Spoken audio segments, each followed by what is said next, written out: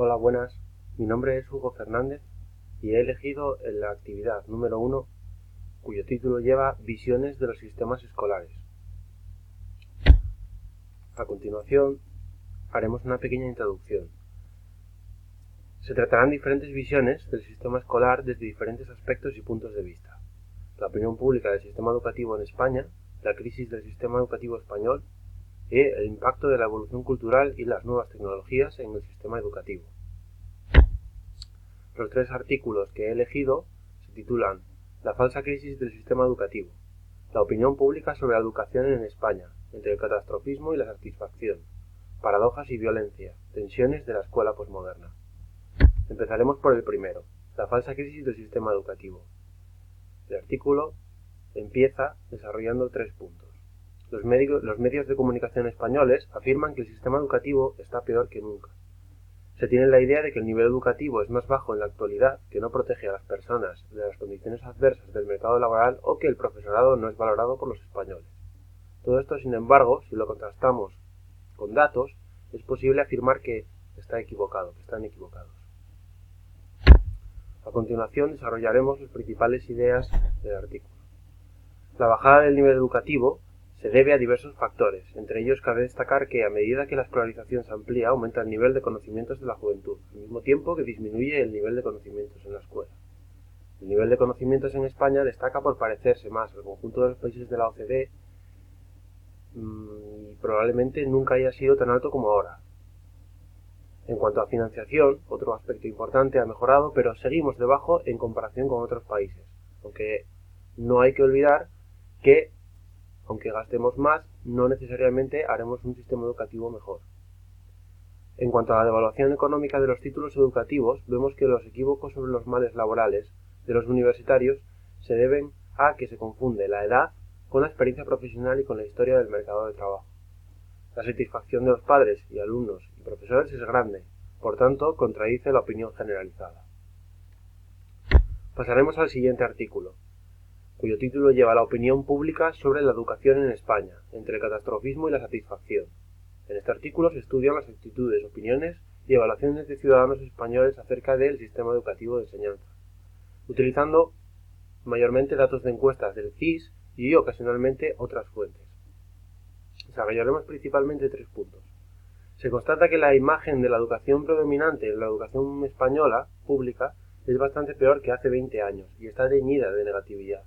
Sin embargo, no parece que sea debida a las experiencias propias de las personas, ya que se hace una valoración mucho más favorable de los centros en los que hayan tenido contacto directo que los del sistema global de enseñanza. Se puede señalar un grado considerable, por tanto, de desajuste entre la imagen real de la educación global y la basada en el conocimiento propio directo de servicios concretos. A continuación desarrollaremos 3 puntos en los cuales analizaremos factores y procesos posibles causantes de este desajuste.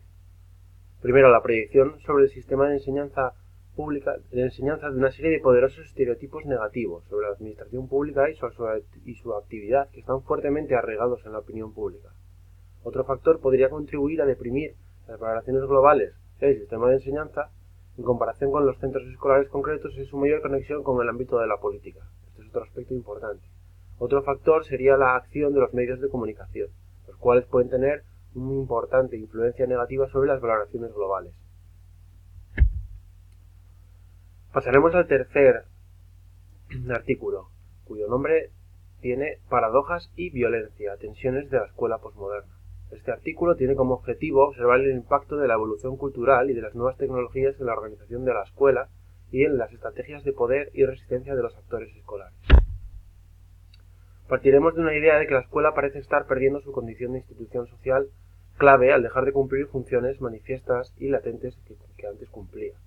Para entender esta crisis, es necesario nombrar 2 tendencias contradictorias: la democratización, es decir, la educación universal y obligatoria, y el control social, la cara oculta de la escuela.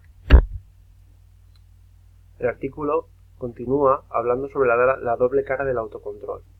Nos dice que el autocontrol, llevado al extremo, tiene 2 salidas, la violencia y la extinción.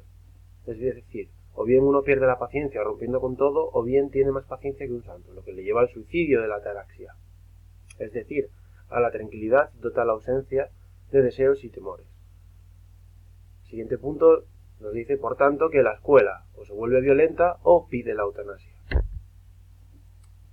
El artículo ilustra esta idea hablando de la evolución con dos conceptos clave para entender la escuela, el de tolerancia y el de resistencia. Empezaremos por el de tolerancia. Hoy en día somos más tolerantes que nunca con los inferiores, pero más intolerantes que nunca con los iguales.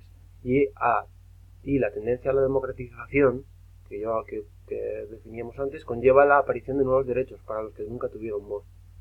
Nos exigimos más que nunca a nosotros mismos y creemos que es de justicia aplicar el mismo rasero a los que nos rodean. El problema es que cuando todos los sujetos frágiles estén protegidos y se consideren como iguales, la energía de tolerancia será menor que la de la intolerancia. Continuaremos con el siguiente concepto de resistencia. En la nueva forma de resistencia, la respuesta de los estudiantes es la atonía, es decir, la falta de voluntad. La apatía convierte el aula en un agujero negro en el que el profesor vuelca constante su energía, pero inútilmente. Este tipo de resistencia apática es típica de la posmodernidad.